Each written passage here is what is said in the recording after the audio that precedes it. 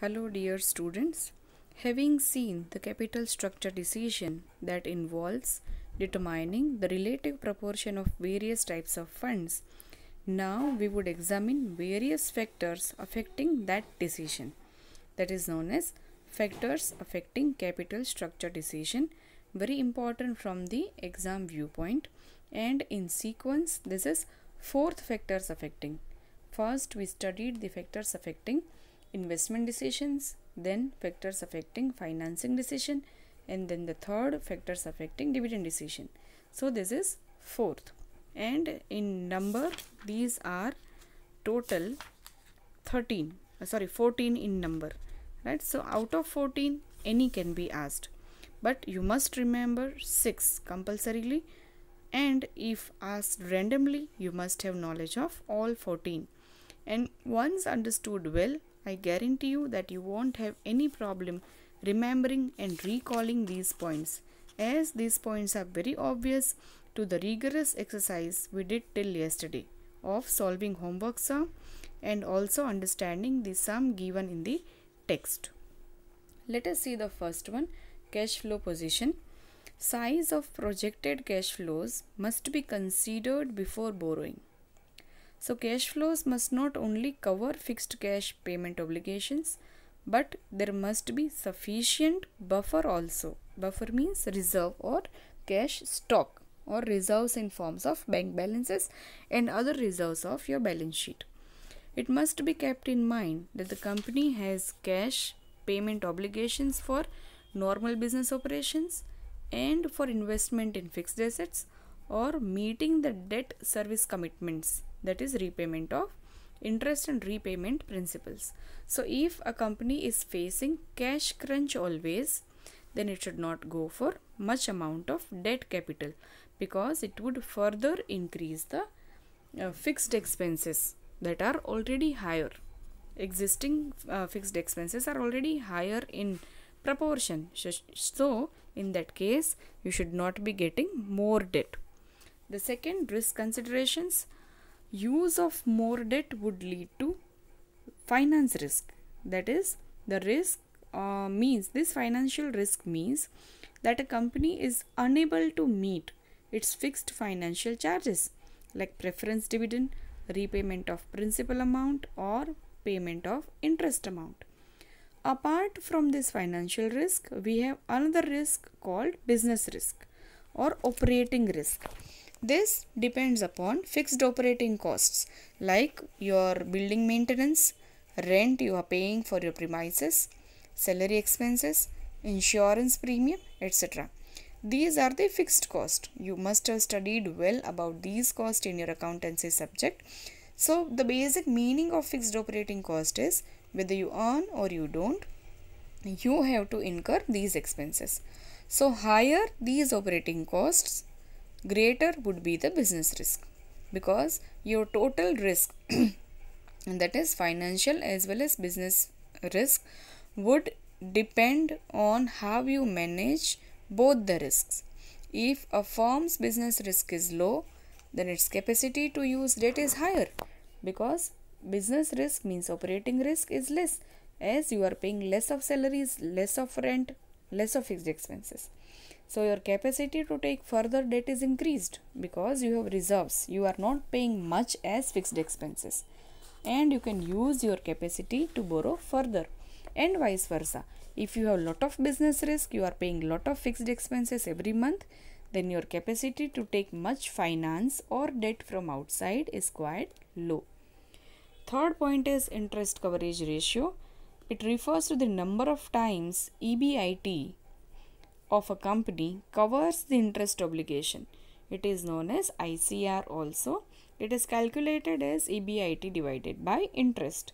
So how much times EBIT available to repay or to pay just the interest obligation? Assume that the numerator is 4 and denominator is 2. So you can say your EBIT is twice your interest payments. This is a good sign. If the ratio is high, lower is the risk of company failing to meet its interest obligations, right? But this is not an adequate measure because as you all know that EBIT does not equal to cash balance of a firm. EBIT would also include non-cash expenses like depreciation, right? So this is the weakness of this ratio, that it just shows EBIT and does not include cash. So sometimes the profit of the firm in form of EBIT is very high, but the actual cash balance to pay the interest would be low. So this weakness is removed by the next ratio called debt service coverage ratio or DSCR. This ratio takes care of the deficiencies referred to in the ICR, that is previous ratio.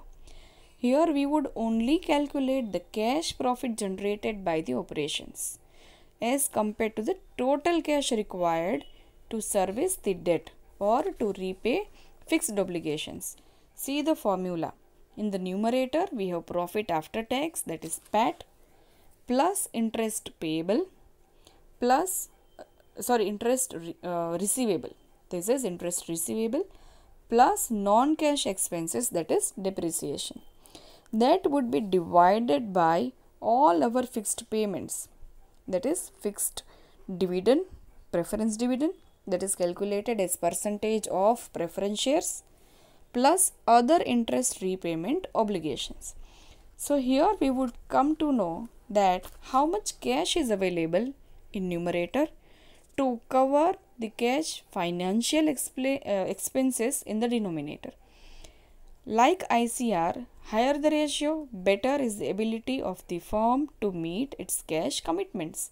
So the company's potential to increase debt rises because you are sitting on a big cash pile, right? So in this way you have to calculate cash also, because you are paying your interest and principal amount in form of cash, right? So ICR would not include the cash balance, it would include only the profit, while the fourth ratio DSCR would tell you how much cash you actually have to pay the fixed financial obligations. That is about DSCR. Fifth is cost of debt. I hope the previous 4 points are clear. If you have any doubt, you can message me after going through the video. Fifth is cost of debt. The company can employ more debt in its capital structure if the interest rate on debt is less. Like nowadays, government is making loans available to MSMEs, medium small, micro small and medium enterprises at lower rate of interest, right? So that they are encouraged to take more debt and grow their business or pay their obligations which they had piled during the lockdown.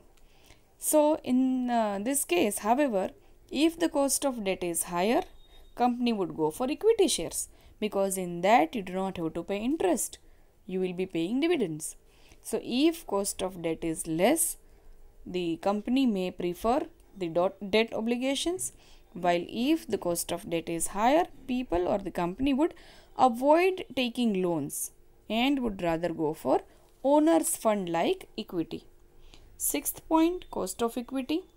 Shareholders expect a rate of return on their equity for bearing the risk of being the owners of the firm.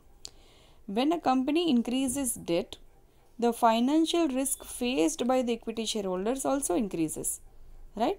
Because if the company won't be able to pay the interest and the principal amount, then they may not pay the dividend also, right? So consequently, their desired rate of return may also increase, because shareholders may come to know that if the company keeps on taking a lot of debt, then even as owners, their financial risk goes up. So therefore, a company cannot use debt beyond a certain limit. If debt is used beyond that limit, cost of equity may go up sharply and share price may decrease, and that would contradict the objective of wealth maximization, because the shareholders generally would have a feeling that company is taking a lot of debt, may not pay the equity, and hence the share prices of that firm goes down. In general scenario also, as the analyst of share market, I can say from my observation that people normally prefer to invest in the company which is a little debt free and does not have a huge debt.